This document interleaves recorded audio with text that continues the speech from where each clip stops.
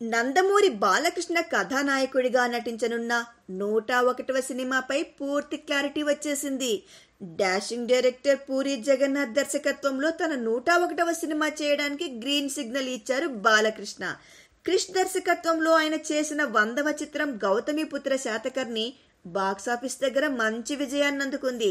Career పరంగా ఆ cinema బాలయ్యకు ఒక మైలురాయిగా నిలిచింది. తర్వాత చేయబోయే 101వ సినిమాపై చాలా రూమర్స్ వినిపించాయి. తమిళ దర్శకుడు కెఎస్ రవికుమార్ దర్శకత్వంలో ఆయన 101వ సినిమా చేయబోతున్నారంటూ మీడియాలోనూ జోరుగా ప్రచారం నడిచింది. అయితే శాతకర్ణి తర్వాత చేసే సినిమాకు పూరి జగన్నాథ్ను దర్శకుడిగా బాలయ్య ఖాయం చేశారని ఫిలిం నగర్ సమాచారం. పూరి చెప్పిన మా స్టోరీ ఆయనకు బాగా నచ్చిందని, ఇప్పుడు ఆ ప్రాజెక్టుతోనే ముందుకెళ్లాలని ఆయన నిశ్చయించుకున్నారని తెలిసింది. ఈ సినిమాలో 3 హీరోయిన్లు ఉంటారని, వారిలో యంగ్ హీరోయిన్స్ తో పాటు సీనియర్ హీరోయిన్స్ కూడా ఉంటారని చెప్తున్నారు. మరో 3 వారాల్లో ఈ సినిమా సెట్స్ పైకి వెళ్లనున్నట్టుగా సమాచారం. దీంతో పాటుగానే కెఎస్ రవికుమార్ చిత్రాన్ని కూడా పట్టాలెక్కించాలని చూస్తున్నారు నందమూరి బాలకృష్ణ. Please subscribe.